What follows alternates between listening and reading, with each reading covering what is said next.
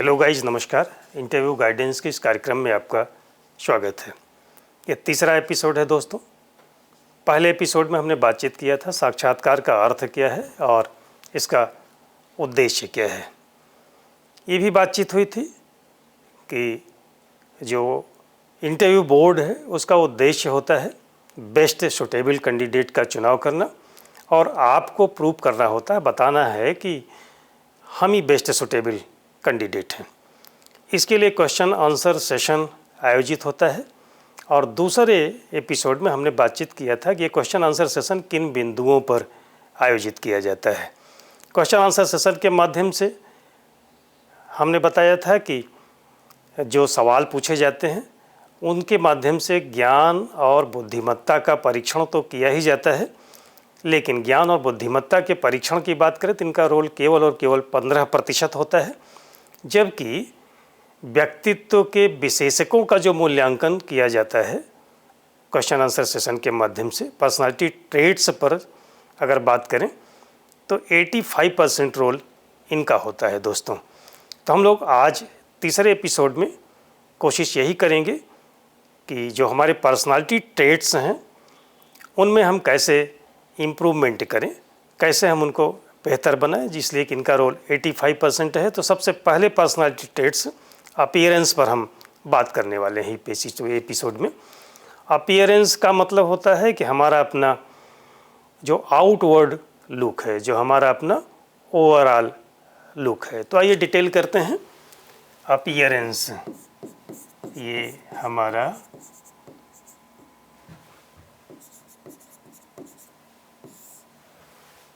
First कह लीजिए कि पर्सनालिटी ट्रेट्स है, व्यक्तित्व का गुण है अपीयरेंस। इंटरव्यू का फर्स्ट मिनट आपको बताएं कि बहुत इंपॉर्टेंट होता है।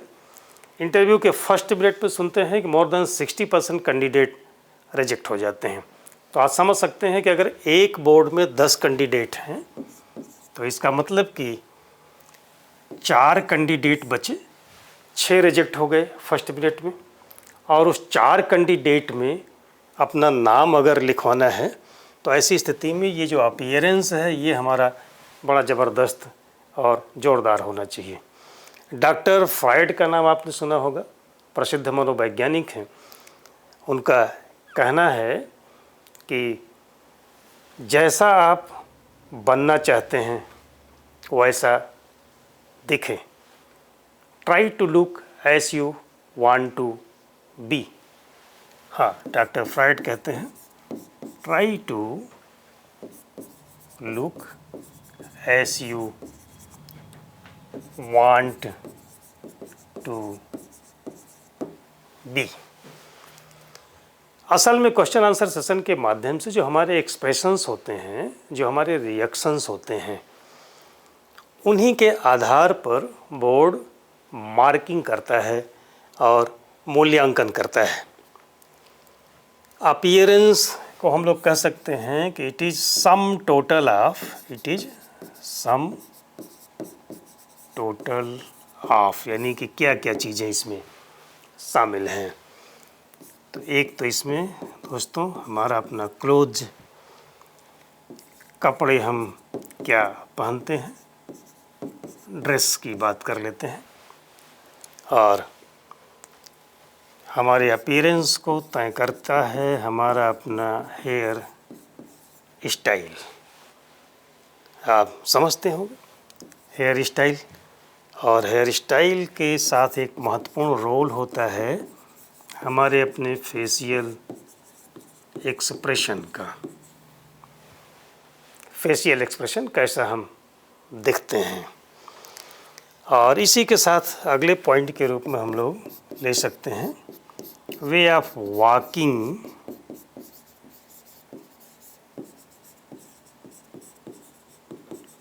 And entering in interview hall.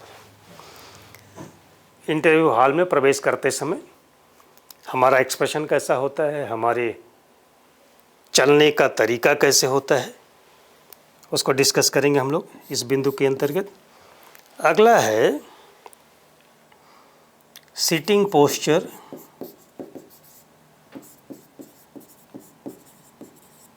Before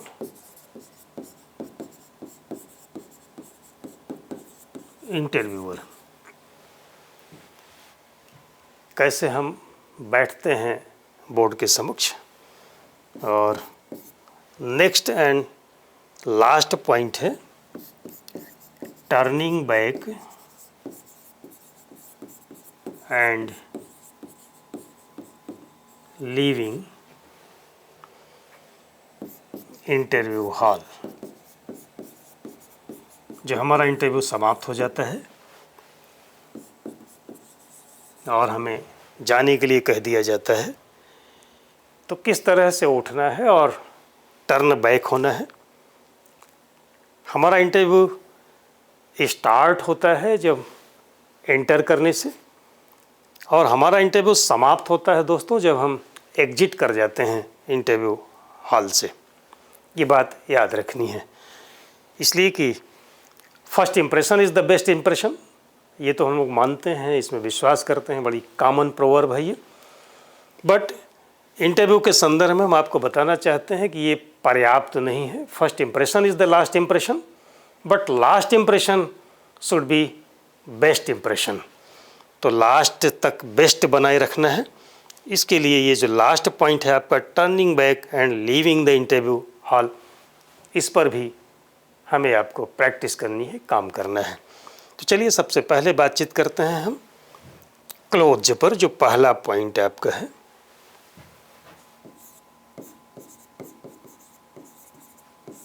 क्या हो हमारे कपड़े, क्या पहन करके जाना चाहिए हमें। किसी ने कहा है ना कि खाना खाना है तो अपने मन का खाइए, और कपड़ा पहनना है तो सामने वाले के पसंद का होना चाहिए। तो आपको ध्यान रखना है कि अगर आप मिरर में अपने आप को निहारते हैं, तो अगर खुद को प्लेजेंट दिखते हैं तो एक कॉन्फिडेंस बिल्डअप होता है, डेवलप होता है आपके अंदर। तो ऐसे आप समझिए कि जैसे आप एंटर करते हैं बोर्ड के समक्ष, आप पहुंचते हैं, तो फर्स्ट लुक में वो आपको निहारता है। अगर आप प्लेजेंट दिखे तो उसे भी अच्छा लगता है, ठीक वैसे जैसे मिरर में आपको अच्छा लगा था अपने आप को देख करके। तो इस बात को ख्याल में रखना है। कपड़े हमारे क्या हों, एक तो ये कि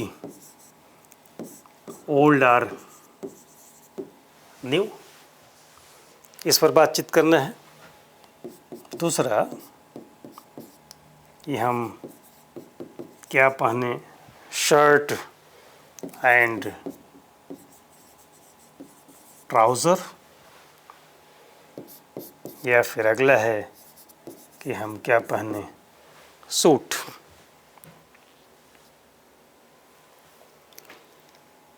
तो ओल्ड और न्यू की अगर हम लोग बात करें, तो अगर आपके पास कोई कपड़ा ऐसा है, कोई ड्रेस आपके पास ऐसा है जो पिछले इंटरव्यू में आप पहन करके जा चुके हैं, मान लिया आपने इंटरव्यू नहीं दिया पिछला, तो कोई ऐसा आपके पास ड्रेस हो सकता है जिसको देख करके किसी ने कहा हो, किसी में आपकी पत्नी हो सकती हैं, आपकी सिस्टर हो सकती है, आपका फ्रेंड हो सकता है, कि you look very smart in this dress.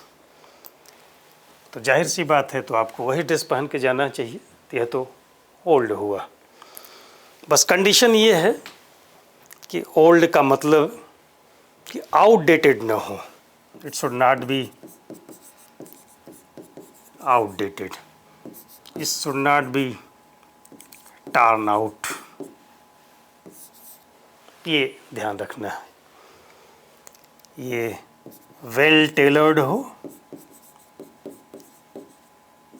ठीक से सिला हो, ये वेल आयरन्ड हो, प्रेस हो, नीट एंड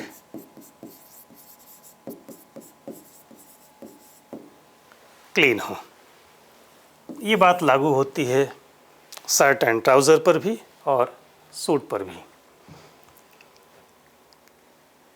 अगर न्यू है तो वही बेल टेलर्ड होना चाहिए, बेल आयरन्ड होना चाहिए, नीट एंड क्लीन होना चाहिए। उसके साथ ये तय सी बात है, वह आउटडेटेड नहीं होगा, वह टर्न आउट नहीं होगा। तो अगर आपके पास ऐसा कोई ड्रेस नहीं है जिसमें आपको ये ख्याल आता हो, जिसमें आपको ये कॉन्फिडेंस हो कि आप बहुत अच्छे दिखते हैं उसमें, तो ऐसी स्थिति में आपको न्यू चॉइस में रखना चाहिए। अब आइए बात करते हैं कि शर्ट हो या ट्राउज़र हो सकता है शर्ट और ट्राउज़र पहन करके लोग जाते हैं, आप भी पहन करके जा सकते हैं। शर्ट आप पहनते हैं तो आपको ध्यान रखना है कि प्रॉपरली बटन्ड हो, कि आप 3 बटन खोल करके जा रहे हैं, 2 बटन खोल करके जा रहे हैं, ये नहीं होना चाहिए। ये प्रॉपरली बटन्ड अप हो शर्ट,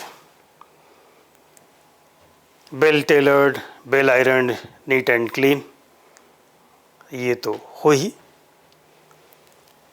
लेकिन दोस्तों आपको सलाह देना चाहेंगे कि ये चूँकि इंटरव्यू फॉर्मल मीटिंग होती है, आपको सूचना होती है कहाँ आपको जाना है, किस तिथि को जाना है, किस समय जाना है, तो आपको तैयार होकर के जाना है। और तैयार होकर के जाना है तो आप सूट पहन करके जा सकते हैं। डॉक्टर फ्रायड ने कहा है ना कि जो आप बनना चाहते हैं या जैसा बनना चाहते हैं वैसा आप दिखें। एक फीलिंग होती चाहिए, घमंड तो नहीं होना चाहिए, बट एक फीलिंग होनी चाहिए कि हम अपने आप को लगाते हैं, हम आईएएस बनना चाहते हैं, हम आईपीएस बनना चाहते हैं, हम एसडीएम बनना चाहते हैं। तो बेहतर होगा कि आप सूट पहन करके जाएं। लेकिन एक चीज़ और ध्यान रखना है कि अगर आप सूट पहन करके जाएं तो फिर आपको टाई ज़रूर पहननी चाहिए। शर्ट ट्राउज़र के साथ भी आप टाई ले सकते हैं,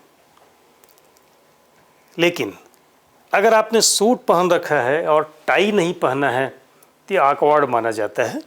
अगर आप सूट पहनते हैं तो फिर टाई ज़रूर पहनेंगे। अब आपको ध्यान ये देना है कि ये जो आपका ड्रेस हो, it should not be gaudy, चमक धमक और भड़कीला नहीं होना चाहिए आपके ड्रेस को।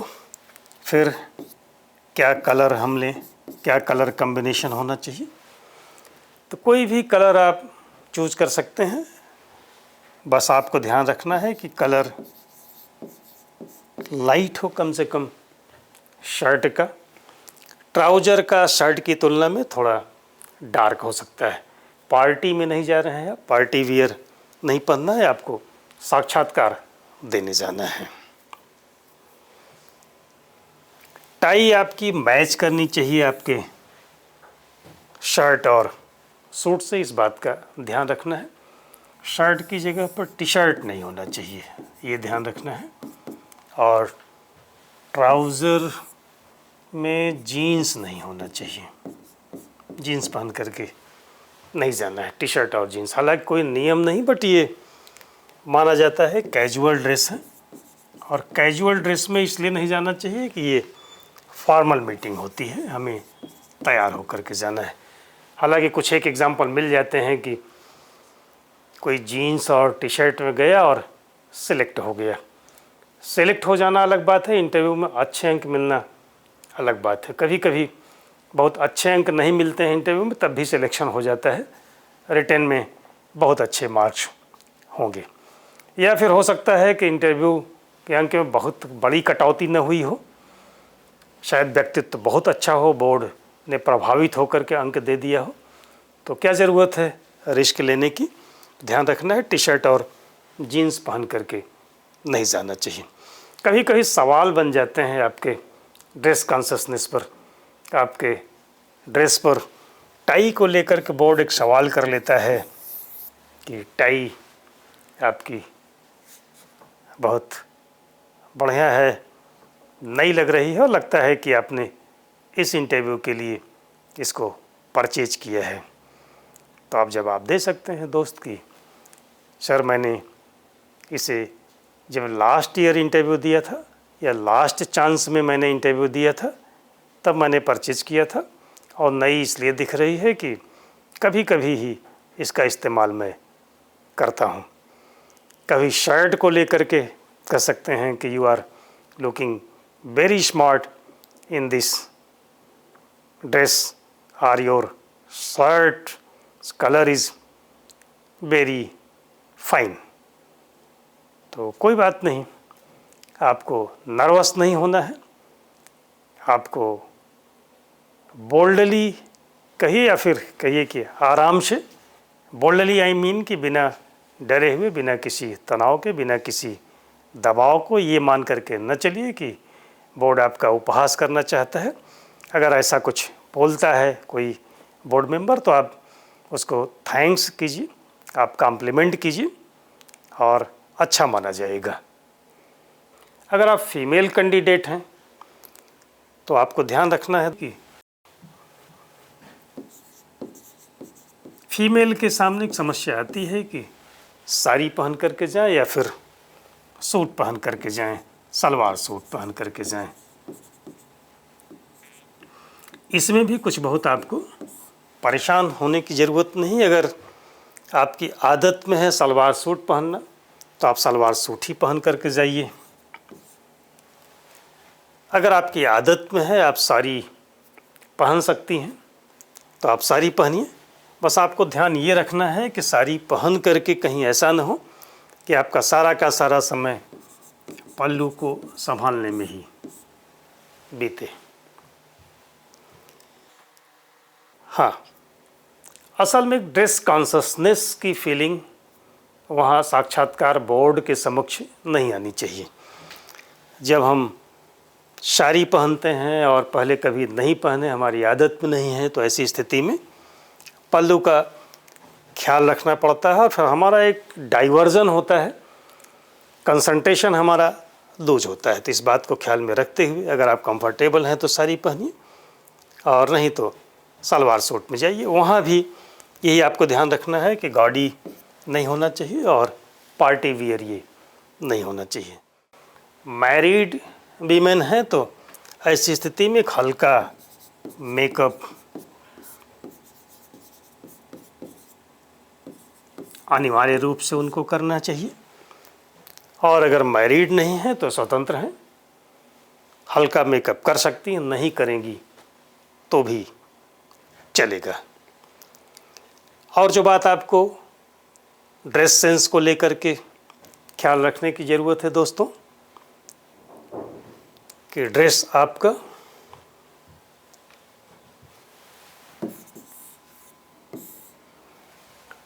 जैसे देखा जाता है कि सब के सब एक जैसा पहन करके जाते हैं, तो ये तो आपके बस में नहीं है कि ड्रेस सबके समान न हो, लेकिन ज़रूर कोशिश करिए कि जो आप पहन करके जाएं वो बेस्ट हो। ये बात हो गई क्लोथ्स के बारे में। शूज़ एंड बेल्ट कैसा होना चाहिए, शूज़ हमारा और कैसी होनी चाहिए बेल्ट हमारी। तो प्रायः जो सबसे अच्छा कलर माना जाता है इन दोनों का वह ब्लैक नॉर्मल कलर है, तो इट शुड बी ब्लैक। सबसे अच्छी चॉइस आपकी होगी, ब्लैक रखना है इसे। इसके साथ ध्यान ये देना है कि शूज़ में ये हम लोग जो प्रायः पहनते हैं आरामदायक तो होता है, आपको नहीं पहनना है कौन सा स्पोर्ट्स शूज़ नहीं पहनना है, ये आपको इट इज़ स्ट्रिक्टली प्रोहिबिटेड। फिर क्या लें? हाँ, हम ले सकते हैं लेदर शूज। और लैश की बात करते हैं हम लोग इसमें कि लैश लेस हो या फिर लैश होना चाहिए। लेदर शो लैश के साथ हल्का सा 2-3 राउंड का रहता है, बेस्ट माना जाता है। आप उसको रखिए। जो सबसे ज़्यादा ध्यान रखने की ज़रूरत होती है शूज़ में कि जो इसका सोल है it should be not sound making, जैसे एक नहीं बोलते हैं कि चरमराने वाली आवाज़। पता चला कि आपको 5-6-7 कदम चलना है और उस 5-6-7 कदम बताते हुए आपका शूज़ चल रहा है कि मैं बिल्कुल न्यू हूँ। तो आपको ज़रा ध्यान रखना है कि शूज़ को भी लेकर के इट इज़ बेटर कि ये न्यू नहीं बल्कि ओल्ड हो। हालांकि आजकल तो जो शूज़ आ रहे हैं उनका सोल कुछ ऐसा होता है, बहुत उसमें चरमराने वाली आवाज़ नहीं रहती है, लेकिन फिर भी आपको ध्यान रखना है। ओल्ड को हमने कहा कि आपको प्रेफर करना है, आपको पता है कि बिल्कुल फिट है, कंफर्टेबल है। न्यू के साथ जो रिस्क है कि हो सकता है कि आपको ये टाइट हो, आपने 2 दिन 5 दिन पहले परचेज़ किया हो, आप अभी उसको पहन करके आपकी आदत नहीं बनी है। तो ऐसी स्थिति में आपके बैठे बैठे आपके पैर में इंटरव्यू बोर्ड के समक्ष इंटरव्यू हॉल में ही इरिटेशन हो सकता है और फिर वह इरिटेशन आपके माइंड को डाइवर्ट करता है। तो पूरे कंसंट्रेशन के साथ जो फेस करना है आपको बोर्ड को, तो कंसंट्रेशन आपका लूज़ होता है। तो ऐसा रिस्क हम क्यों लें आखिर। लेकिन अगर हमारे पास ओल्ड नहीं है तो न्यू हम इंटरव्यू देने से कुछ दिन पहले ले लें और उसको रोज़ पहन लें, अपनी आदत डाल लें। ये वही बात दोस्तों शूज की। बेल्ट की बात अगर हम लोग करें तो belt normal colour black, but आपको ध्यान ये रखना है कि जो का बक्कल होता है इसका, तो बक्कल को लेकर के ध्यान रखना है कि थोड़ा सिंपल हो। हाँ, और इसमें कुछ आपको बहुत स्मार्टनेस दिखाने की ज़रूरत नहीं, सिंपल सा बक्कल हो और ये ब्लैक बेल्ट हो।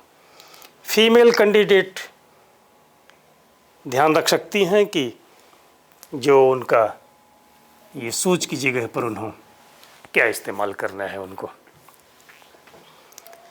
तो नॉर्मल तौर पर किसी की हाइट कम होती है तो हाई हील पसंद करती हैं, पसंद करना भी चाहिए, थोड़ा सा पर्सनालिटी उसमें निखर करके आ जाती है।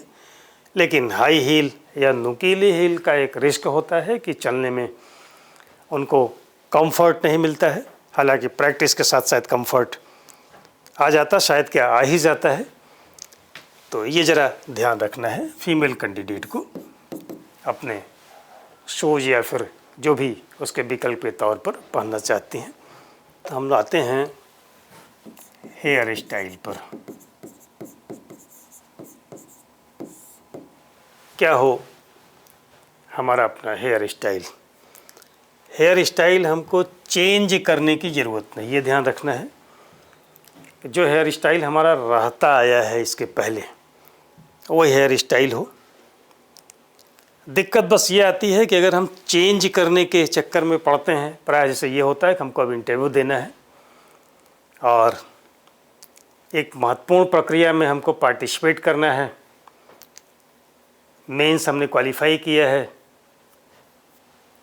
और इंटरव्यू क्वालिफाई करने के बाद हमारा स्टेटस चेंज हो जाएगा। तो एक सेंस हमारे अंदर डेवलप होता है कि हम हेयर स्टाइल भी चेंज करें क्या। तो चेंज करने का जो एक ख़तरा होता है वह ये कि हेयर स्टाइल को लेकर के भी हम कॉन्शियस हो जाते हैं इंटरव्यू बोर्ड के समक्ष जब बैठे होते हैं। तो एक्स्ट्रा कॉन्शियसनेस की ज़रूरत नहीं, जो हमारी हेयर स्टाइल हो वही रखनी चाहिए। बस हेयर कटिंग को लेकर के हमें ध्यान ये देना है कि जिस दिन हमारा इंटरव्यू हो उससे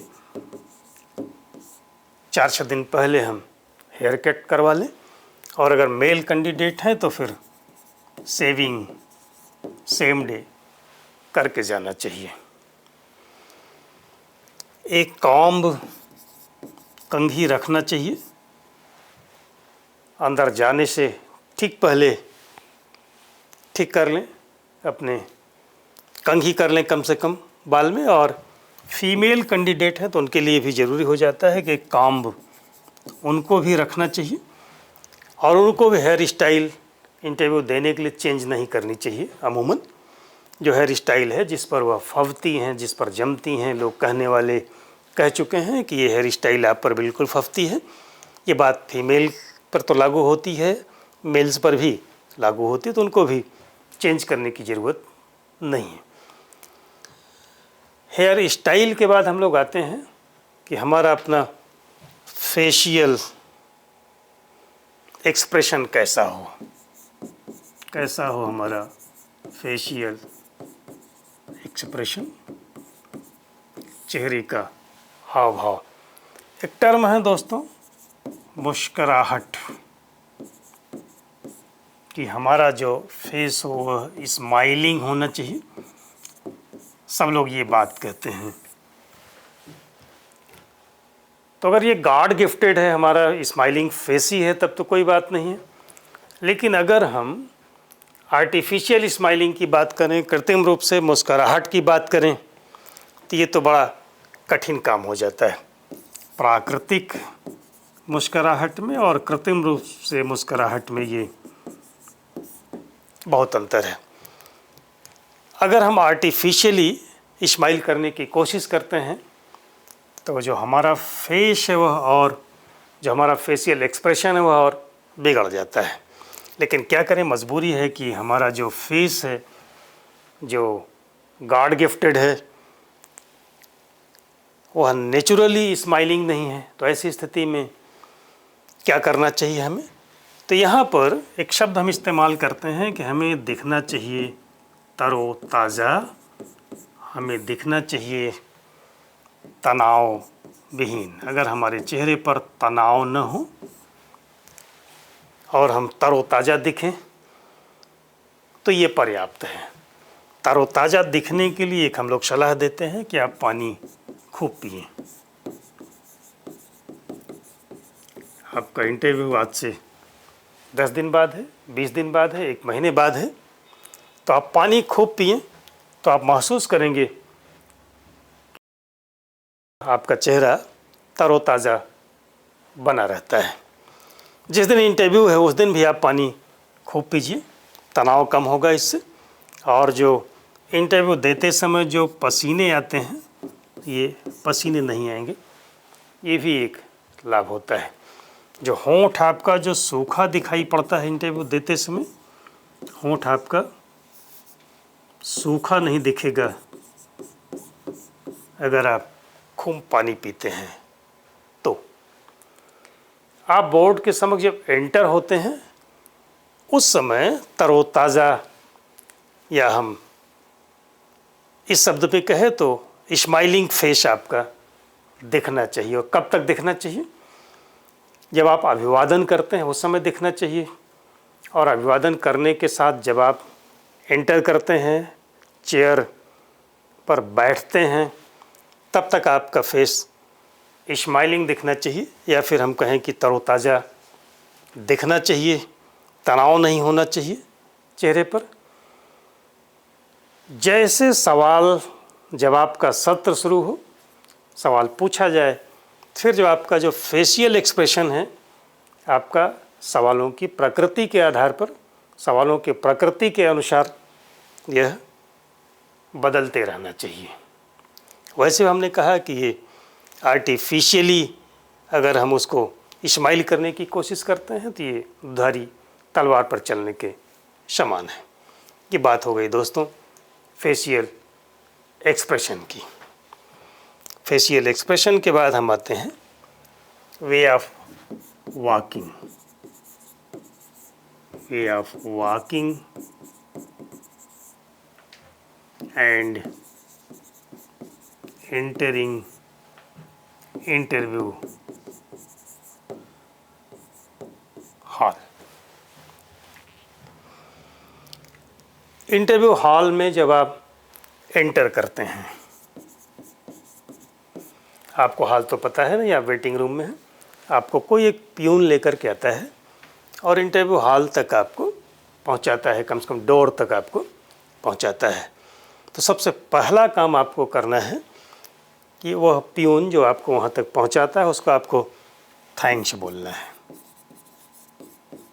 आप उसको धन्यवाद देंगे। ये कोई नियम नहीं है, लेकिन जैसे आप धन्यवाद देते हैं उस प्यून को, उसको अच्छा लगता है और उसका अच्छा लगना आपको तरोताज़ा बनाता है, आपको अच्छा फील कराता है।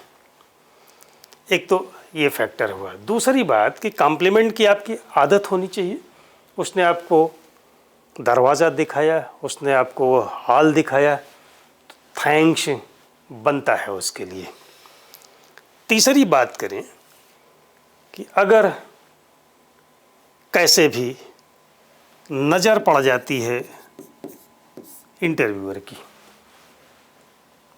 चेयरमैन की या किसी मेंबर की, थैंक्स देते अगर उसने देख लिया, सुन लिया आपको, तो उसको लगता है कि आपको कॉम्प्लीमेंट करना आता है, आपकी आदत में है, तो वही आप देखिए कि पॉजिटिव अप्रोच उसका बनना शुरू हो जाता है, पॉजिटिव व्यू उसका बनना शुरू हो जाता है बोर्ड का। तो एक तो ये। दूसरी बात आपको ध्यान देना है, जब आप इंटरव्यू हॉल में एंटर करते हैं तो your right leg should be 1 step ahead. प्रवेश करते समय आपका दायां पैर थोड़ा सा आगे होना चाहिए, अटेंटिव पोजीशन में आप हो, सीधे हों, और दायां पैर थोड़ा आगे होता है, हाथ दायां और बायां थोड़ा आगे पीछे होता है। तो ऐसी स्थिति में, इस पोज में इंटरव्यूअर को लगता है कि आप ईगरली आना चाहते हैं। और वहीं डोर के एंट्री पॉइंट पर ही आप पूछेंगे बोर्ड के चेयरमैन से या बोर्ड से कि may I coming sirs, may I coming please, जैसी भी आपकी आदत हो, या श्रीमान जी क्या मैं अंदर आ सकता हूँ। ये ध्यान रखना है एंटर करते समय। अब वे ऑफ वॉकिंग की बात अगर हम लोग करें तो आपकी जो ये वॉकिंग होनी चाहिए, जो तरीका होना चाहिए चल करके पहुंचने का, 5, 7 या 8 कदम आपको चलने का अवसर मिलता है। और ये जो आपकी जो चाल है, जो वॉकिंग है, ये बहुत मायने रखती है। 5, 7 या 4, 5, 6, 7 कदम, इसको कहते हैं कि ये डैशिंग फॉरवर्ड वॉकिंग आपकी होनी चाहिए। कैसी वॉकिंग होनी चाहिए दोस्तों? डैशिंग फॉरवर्ड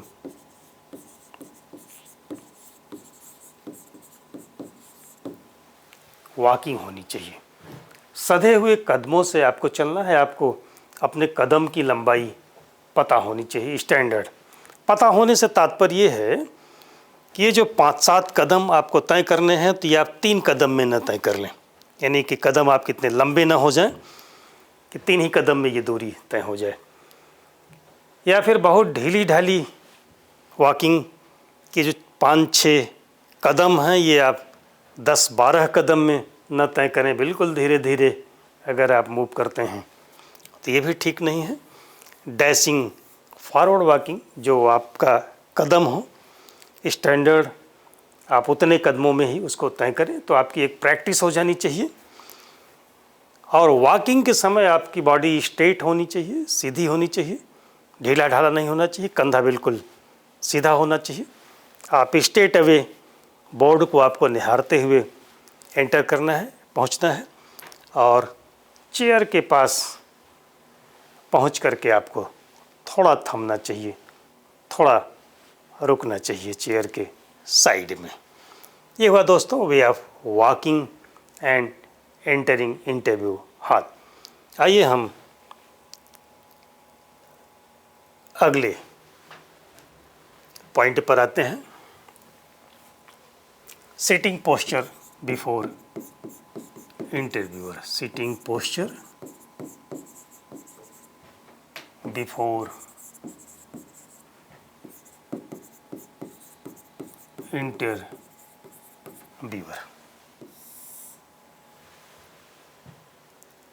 कैसे बैठना है, ये छोटी छोटी चीज़ें हैं, बस बहुत महत्वपूर्ण है। फर्स्ट मिनट आपका बहुत इम्पोर्टेंट होता है। आपने अभिवादन किया, अभिवादन करके आप चेयर के पास पहुँचे हैं।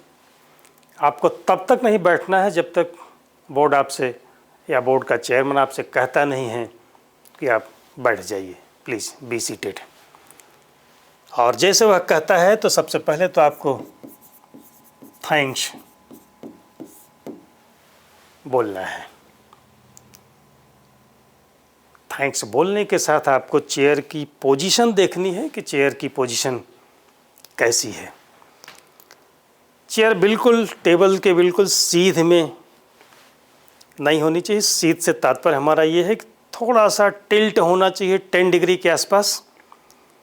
जो बोर्ड है, बोर्ड के ठीक सामने नहीं बल्कि थोड़ा सा 10 डिग्री अगर टिल्ट हो तो ज़्यादा अच्छा माना जाता है। चेयर की पोजीशन आप कॉन्फिडेंटली अपने हिसाब से ठीक कर सकते हैं।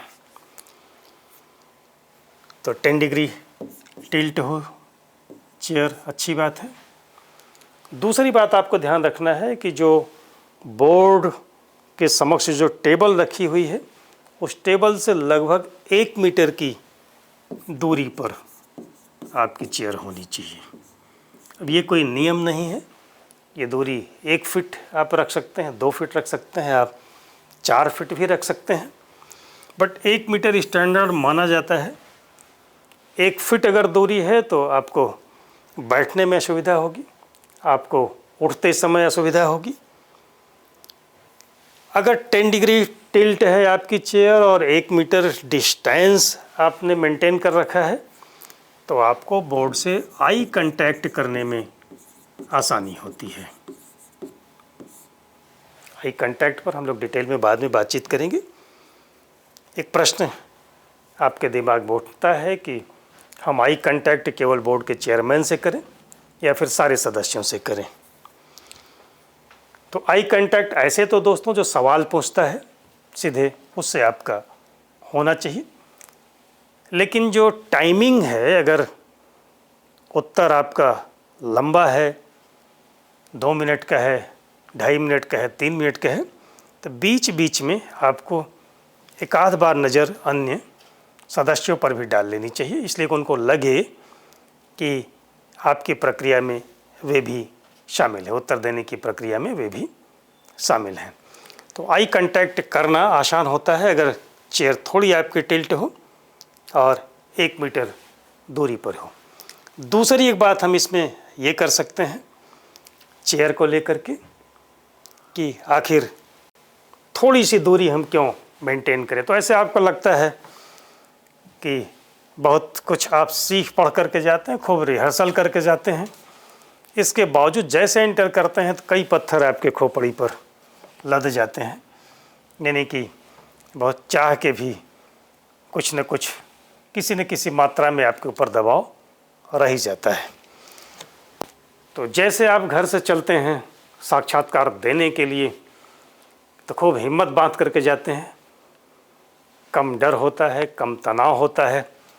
जैसे आप उस स्पॉट पे पहुंचते हैं, कमीशन के बाउंड्री के अंदर प्रवेश करते हैं तो थोड़ा सा तनाव, दबाव और डर आपका बढ़ता है। और जैसे आप दरवाजे के पास पहुंचते हैं एंटर करने के लिए, थोड़ा सा ये और बढ़ता है। हालांकि आदर्श स्थिति ये है कि कुछ बढ़ना नहीं चाहिए, कुछ न बढ़े तो आप बहुत अच्छी स्थिति में होंगे, लेकिन कुछ न कुछ बढ़ता है। तो थोड़ी सी दूरी, जितनी मैक्सिमम पॉसिबल डिस्टेंस अगर हम मेंटेन कर पाते हैं तो ये हमारे सेहत और स्वास्थ्य के लिए वहाँ अंदर अच्छा होगा।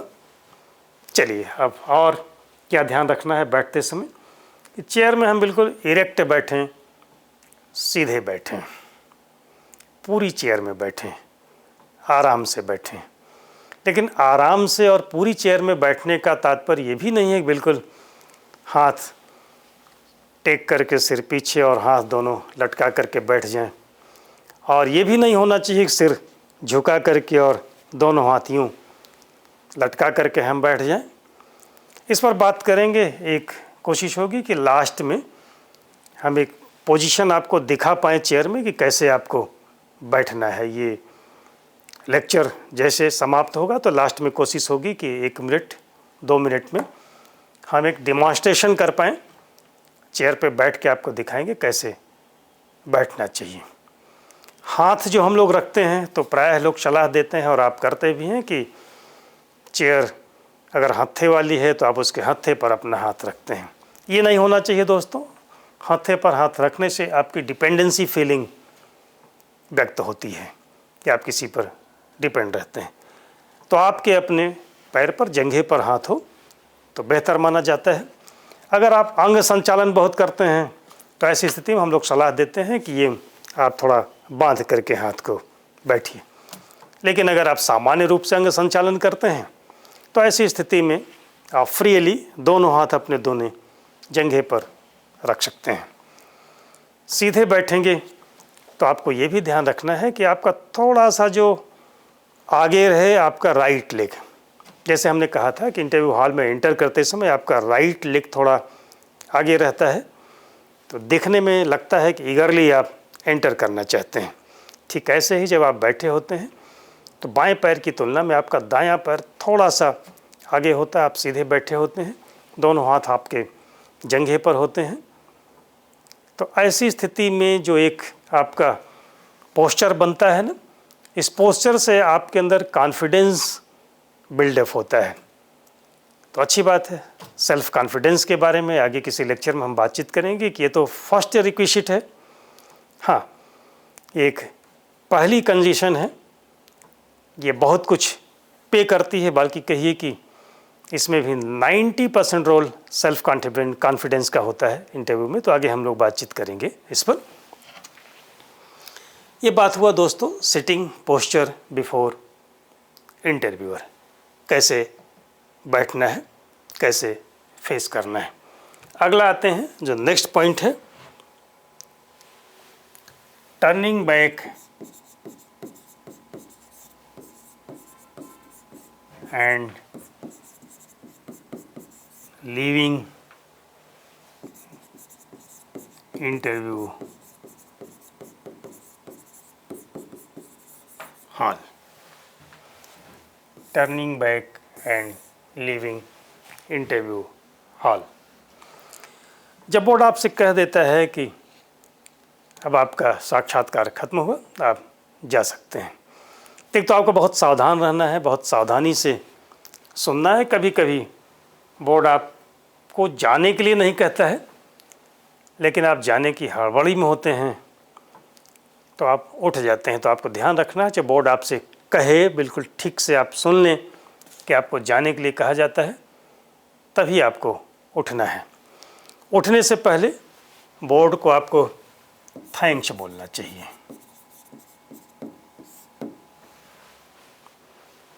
सारे बोर्ड के सदस्यों को आप थैंक्स बोलें, बोर्ड के चेयरमैन को आप थैंक्स बोलें और आराम से चेयर से उठें। ऐसा उठें कि आपकी चेयर लड़खड़ाए न, आप टेबल से टकराएं न। इन बिंदुओं पर आपको ध्यान रखने की ज़रूरत है।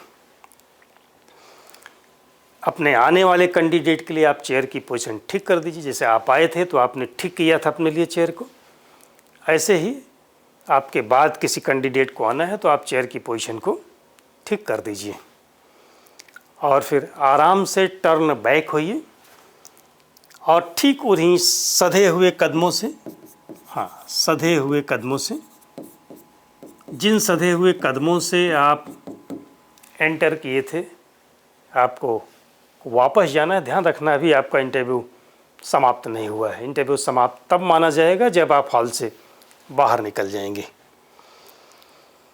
पीछे मुड़ करके कदापि न देखें। ऐसी गलती वहाँ बैठे बैठे भी नहीं करनी है कि टेबल पर कोई चीज़ रखी है तो आप उसमें झांक झांक करके देखें, और न ही लौटते समय आपको पीछे मुड़ करके एक बार भी देखना है। दरवाजे के पास जब आप पहुँचेंगे एग्जिट करते ही ये सुनिश्चित करना है कि दरवाज़ा डोर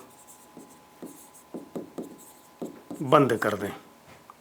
आपके द्वारा इसे बंद कर दिया जाना चाहिए। जब आप एंटर कर रहे थे तब तो संभवतः प्यून था, प्यून की जिम्मेदारी थी, वो डोर बंद कर देता है। अगर प्यून डोर तक नहीं आता है तो एंटर करते समय भी आपको ध्यान रखना है कि आप डोर को बंद कर दें। लेकिन बंद करते समय आपको ध्यान रखना है कि आपका बैक बोर्ड के समक्ष नहीं होना चाहिए। आप थोड़ा तिरछा हाथ लगा करके आप उसको बंद कर सकते हैं डोर को।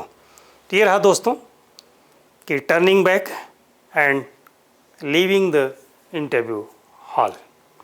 हमने कहा कि इंटरव्यू के फर्स्ट मिनट में मोर देन 60% कैंडिडेट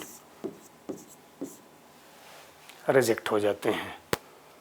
तो आपको ध्यान रखना है कि फर्स्ट मिनट आपका बहुत स्ट्रांग हो, और इसको स्ट्रांग रखने के लिए जो आज का यह मार्गदर्शन या जो बातचीत हुई अपीयरेंस पर आपको ध्यान रखना है दोस्तों।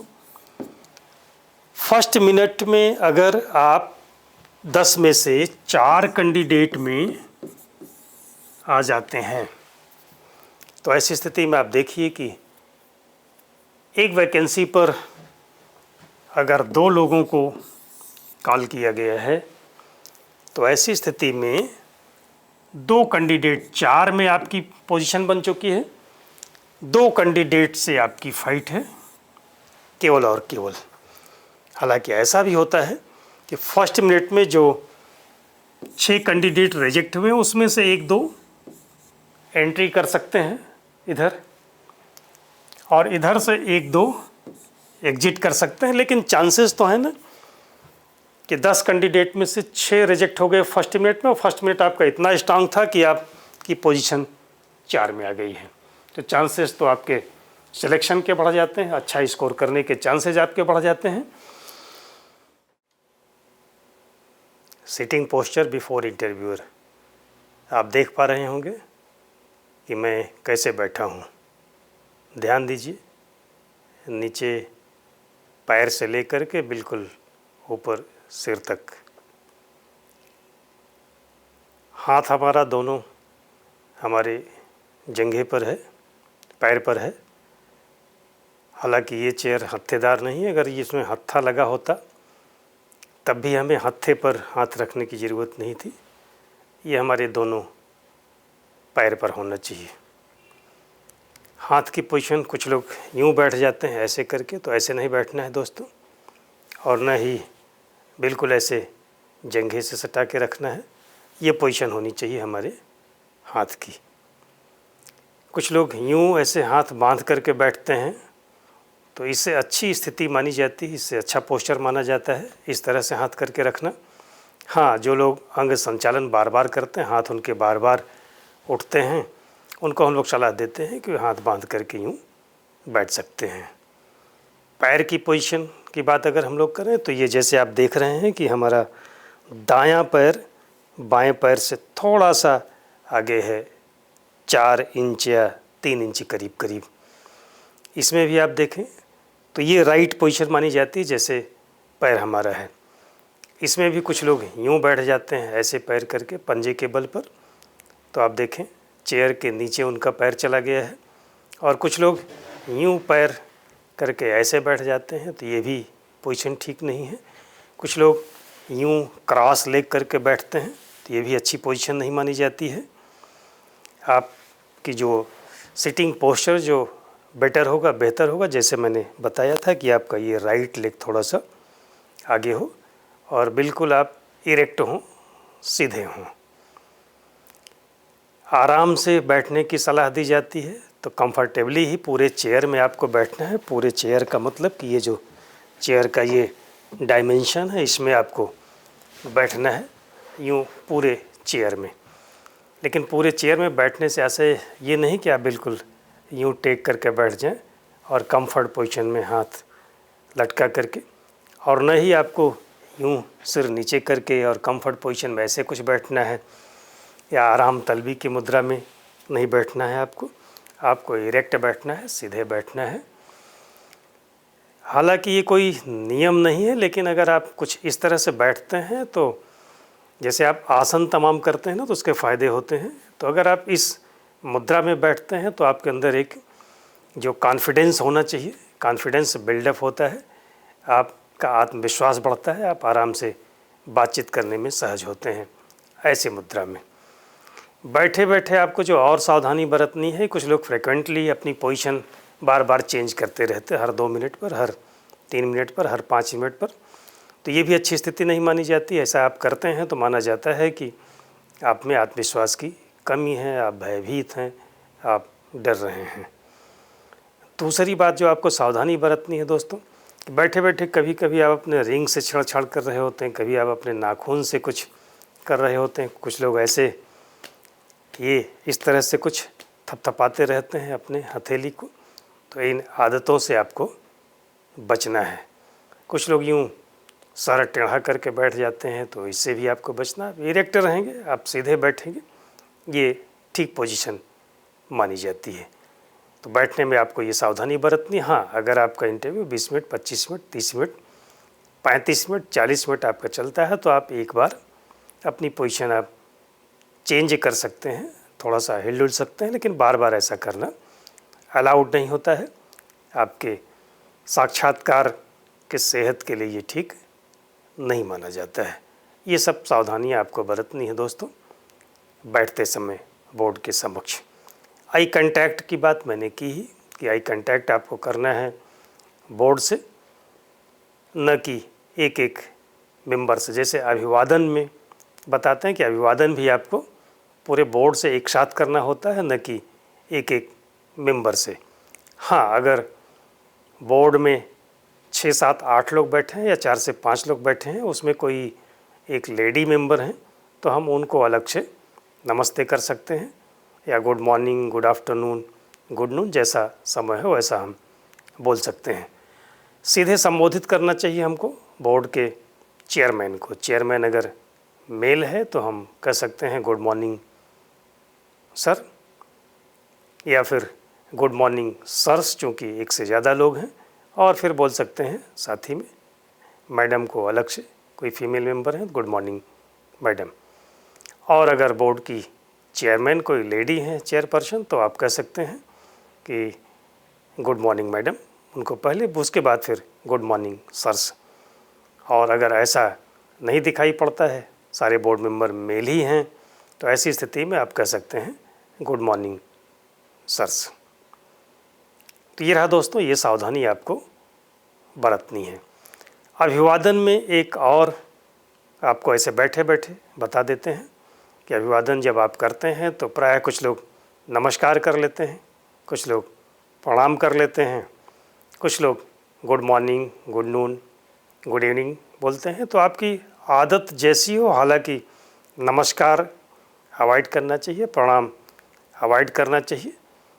सबसे बेहतर शब्द माना जाता है नमस्ते। और नमस्ते करने के समय आप दोनों हाथ अपने जोड़ सकते हैं यूँ। ये जो दोनों हाथ, कुछ लोग हाथ जोड़ते हैं तो ऐसे कर लेते हैं, या फिर यूँ उंगलियां उनकी फैली होती हैं। तो आपको थोड़ा सा अलर्ट रहना है, हाथ जोड़ना है तो यूँ ठीक से आप हाथ जोड़िए। सारी उंगलियां आपकी कम से कम ये 4 उंगलियां बंधी होनी चाहिए, और अंगूठे की जो पोजीशन थोड़ा सा वह उंगलियों से ऊपर हो सकता है। यूँ देखिए, ये मुद्रा आपकी हो सकती है। और पोजीशन इसकी ये हार्ट पर, ये जो ब्रेस्ट बोन है यहाँ पर आप इसको रख सकते हैं यूँ नमस्ते करते समय। नमस्ते करते समय आपका सिर थोड़ा सा झुका हो सकता है। ध्यान दीजिएगा कि आपकी बॉडी नहीं झुकनी चाहिए, कुछ लोग यूँ कर देते हैं। तो आपको ध्यान ये रखना है कि बॉडी नहीं झुकनी, हल्का सा आपका सिर झुक सकता है। तो माफ़ कीजिएगा, बैठे बैठे ये सिटिंग पोस्चर में बता रहा था, इसमें मैंने आपको अभिवादन का तरीका बताया। संभवतः एंटर करते समय, अभी जो मैंने बात की थी आपसे एंटरिंग द इंटरव्यू हॉल, उस समय अभिवादन पर बात नहीं हो पाई थी, इसलिए मुझे उचित लगा कि इस समय मैं अभिवादन करने की कला पर भी आपसे बात कर लूं। तो शुक्रिया दोस्तों, फिर मिलेंगे जल्दी ही। अगले एपिसोड में और पर्सनालिटी ट्रेट्स के अगले ट्रेट पर आपसे बातचीत करेंगे। Thank you.